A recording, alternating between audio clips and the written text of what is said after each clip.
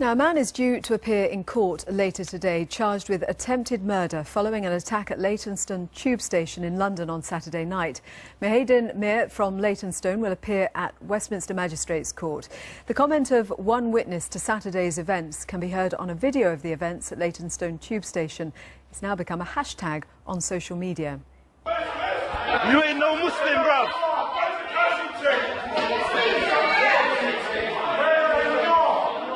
You're no Muslim, bruv. You ain't no Muslim. Well, so the hashtag You Ain't No Muslim Bruv was born. It has trended on social media for most of the weekend. Watching that with us here is British Muslim comedian Nazim Ali and founder of British Muslim Youth, Muhbeen Hussain. Thank you both for coming in. 5 words, huge impact. It's amazing. Yeah, huge impact, because as communities we're all very cohesive anyway. Within mainstream society, Muslims, non-Muslims, we all integrate at a normal level. And what this has been with this hashtag is an example of how Muslims themselves perceive themselves, which is, you know, unfortunately having to find we have to defend what is really a knife crime, or possibly what it appears to be. And I think you were saying before what it means, the frustration of individuals. Yeah, I think what you see in this, whatever the incident was, I think this was a brave British Muslim who actually, in whatever scenario was, actually had an act of defiance and said, you ain't no Muslim, bruv. And this wasn't just something very small. I think these very sentiments weren't just said by himself. And contrary to what the Sun may tell you, this is a frustration that 2 million Muslims across the country have, you know, on people trying to hijack the religion of Islam by these acts, or whatever they may be. So this was real frustration coming out from this man, and frustration that we seen in the communities. And in fact, this individual was actually a hero for the British Muslim community for speaking out against this. When you talk about the frustration, there's been criticism that not enough people have been speaking out. Do you think that that criticism has been fair? I think we have to look at it in a spectrum. I think one thing we must see is many times Muslims have said we do speak out. Last week we had a British Imam actually come out and attack completely the ideology behind Daesh. And one of the complaints is that why doesn't it not reach national media? But via this social media, you know, flare that's kicked off, it has hit national media. I think this we should use as an initiative and further come out and speak out as a whole. Not just Muslims, but people as a whole come out and speak out and stand against this vile cult. And one way we can do that is by using the fact that when an individual has spoke out, it has got press, people have heard it and people have understood it. Well, thank God there was a mobile phone involved, because I don't think these words would have made mainstream media otherwise. It would have been hidden or lost in the plethora which would have followed of Islamophobia, which is extremely prevalent at the moment. You know, we had a 5-year-old kid last week being dragged in front of the police because he was turned up at school and said, oh, I'm playing with guns with my cousin over the weekend.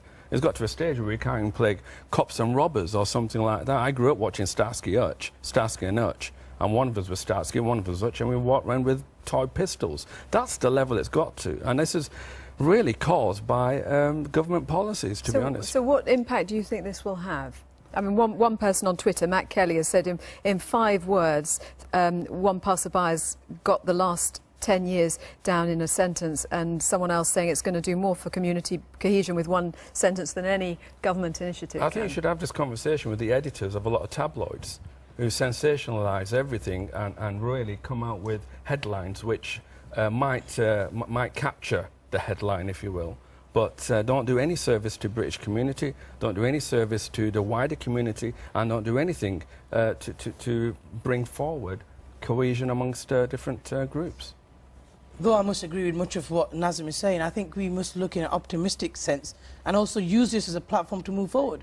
Yes, people haven't heard the Muslim community, haven't heard their frustration, but now there's an opportunity where the vacuum has been filled, where it has made national media. I think we should take this platform and call upon all British Muslims and people alike in all communities to stand out. Let's come out, let's demonstrate, let's show the people throughout this country and throughout the world that we will say no to all forms of terrorism and extremism unitedly. I think we all do that anyway. We do that because when we turn up to work, whether we're bus drivers, whether we're doctors, whether we're teachers, we all form fabric of societies.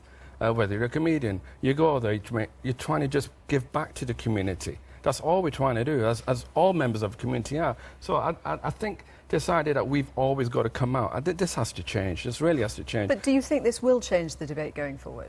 Like I said, as long as the media act responsibly and sensibly, and as long as the politicians get rid of this prevent agenda, which is an absolute disgrace of the way... You think it should we go need to completely? prevent. We've had a double negative there. We need another double negative, which is prevent.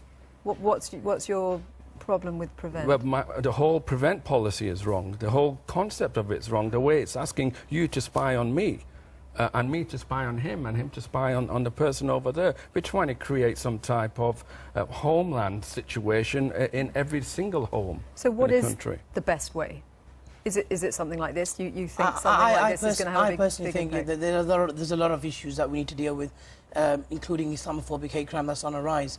But how I see it is there's not a more powerful tool than British Muslims telling Daesh and telling this evil ideology that you cannot hijack Islam. And if these young British Muslims and British Muslims across the country are heard to say that, and they are counteracting this propaganda that they're trying to fill in the social media, I believe there is no more powerful technique. Yes, we need support from government. Yes, we need support from the editors that have sometimes blindly and, you know, in a negligent sense, not played their role. We need to come together, but also empower British Muslims within this country to say no to Daesh, say no to extremism, and also stand together as communities. Do you think this has been a peculiarly British response? That's what everyone's saying on Twitter.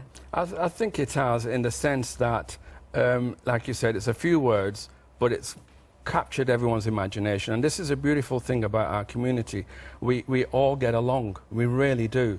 If you have to watch the media and watch the TV, you think we don't, but we do. We all crack jokes with each other. We all turn up to the Christmas party. We all turn up to each other's birthdays, unfortunately, each other's funerals. On a mass, there's no issues.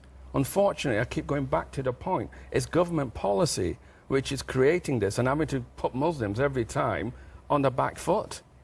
Thank you both very much. Thank you. And let us know what you think about this as well. All the usual ways of getting in touch. Still to come.